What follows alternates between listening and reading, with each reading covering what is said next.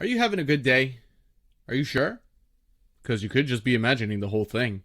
Welcome back, horror fans. I'm Leo, and Bootube Breakdowns is here to save your scary movie night.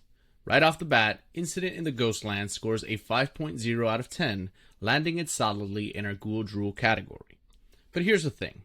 I've already had to have my fingers destroyed while in a dress, just to get you this score. And in a few minutes, I'll show you exactly why this film earned its rating. If you disagree with my score at the end of the video, be sure to chase after some teenagers in an ice cream truck. And then be sure to like, share, and subscribe about it in the comment section.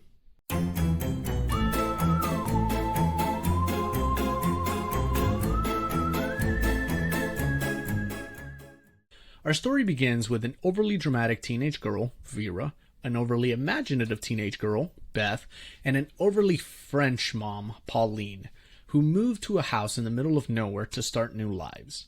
There's plot reasons for how we got here, but trust me, they don't really matter. As the women start to go through the house, two killers in an ice cream truck show up and brutally assault them. I'm not saying they deserved it, but I am saying that one of them was French, so do with that information what you will. Anyway, we cut to a few years after the attack where Beth is a successful author who's living her best life. She's doing book tours, selling out her copies, and becoming overly concerned about how her past interviews may be weaponized against her. Just as things are getting out of hand, her mom, who's still living in the house, calls her for a little family reunion. Turns out that her sister Vera is living in the house with her very French mom, yuck, and Vera is actually in the basement. She is mentally disturbed and never got over the events of what happened. As Beth helps out around the house, memories of the attack come back to the surface. Memories turn into hallucinations until, plot twist, Beth's entire life is a fantasy she created and regressed into during the attack. She is still a teenager getting brutally assaulted by the killers in the house. The story is a mind-bending journey about trauma, survival, and the dangers of an overactive imagination.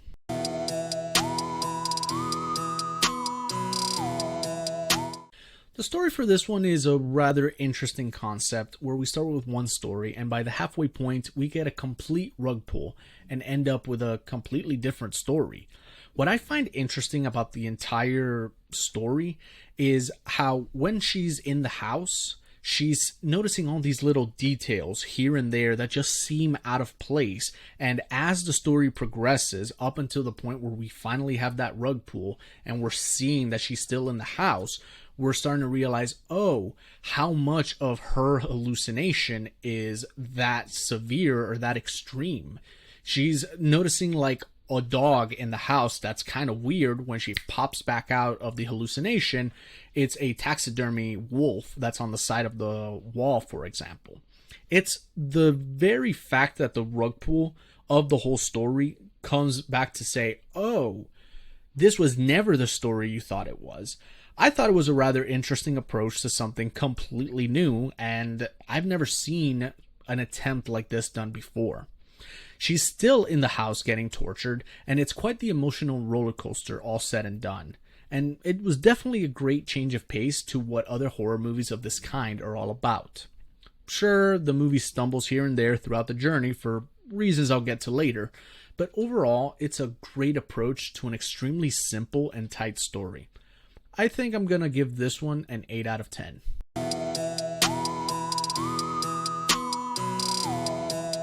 The pacing for this one behaves in a relatively simple copy and paste fashion to all other movies of this kind. I will give credit, however, that the blending of reality versus fantasy was very well done in a way that we bounce back and forth between what is real and what isn't. There's also bits here and there about the movie that gives you clues about the fantasy that get revealed around the third act that reconceptualizes the movie. It's not flawless as it tends to misfire the right times to pop in and out of reality, mostly towards the second half of the movie, but overall it has a great flow to it and is at least narratively consistent. It's not lost on me how difficult something like this would be to pull off, so I'll be nice and give the pacing on this one a 7 out of 10.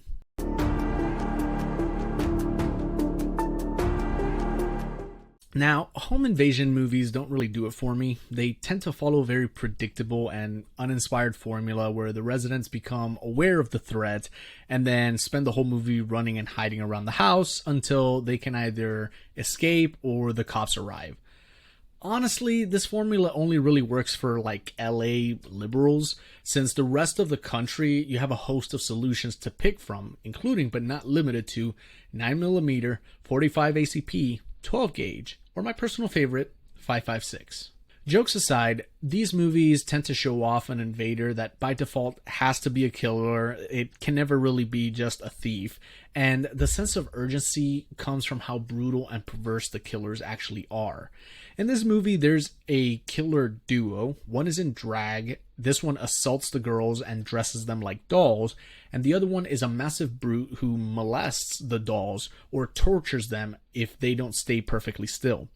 There's this twisted sense that the killer's fantasies exist just because, so ultimately they're just brutal with nothing special to them. Now, after a 3-point deduction for the most contrived cheap scares I've seen since I started reviewing horror movies, I'll give the fear factor on this one a 2 out of 10.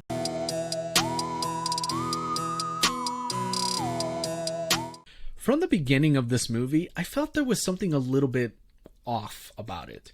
It felt like the movie was meant to be mean and not really to entertain. Something about the H.P. Lovecraft references just kind of rubbed me the wrong way. I went and did a little bit of research, and it turns out my instincts were actually right. Pascal Laugier apparently created this movie as a nasty little meta commentary on trauma, horror fandom, and the way brutal events get turned into stories. Beth copes by literally scripting herself into a safer, more cinematic reality where she's a successful author with a distant memory of violence, because that's what horror movies promise. Meaning, catharsis, maybe even glamorized suffering. But if I were to be honest, Laugier failed his mission. Instead, I got a very mean-spirited story trying to act like it's got something intelligent to say. Normally, if someone is offering critiques on genres, they have to be fun or poignant in a way for the audience to get it. Instead, this comes off as pretentious and self-indulgent, like the creator told himself a joke and is laughing at the fact that only he gets it. As a home invasion survival movie, it's nothing special, and although I thoroughly enjoyed the psychological escapist twist of the movie, ultimately the way it was portrayed kind of left a bad taste in my mouth. I'm going to give the fun factor here a 3 out of 10.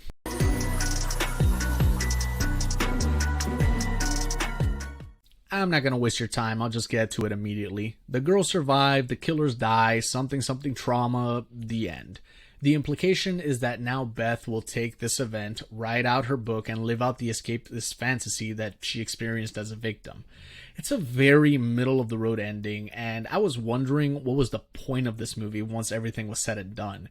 If you disconnect your brain and don't think about it too much, it's just another mindless home intruder survival story.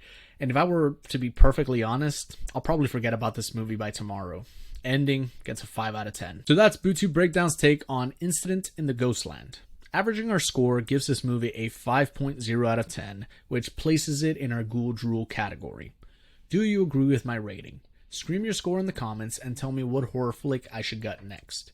If this saved your spooky vibes, smash that like, share with your horror crew, hit that notification bell, and subscribe to Bootube Breakdowns for more killer verdicts. Keep it creepy, and I'll haunt you in the next review.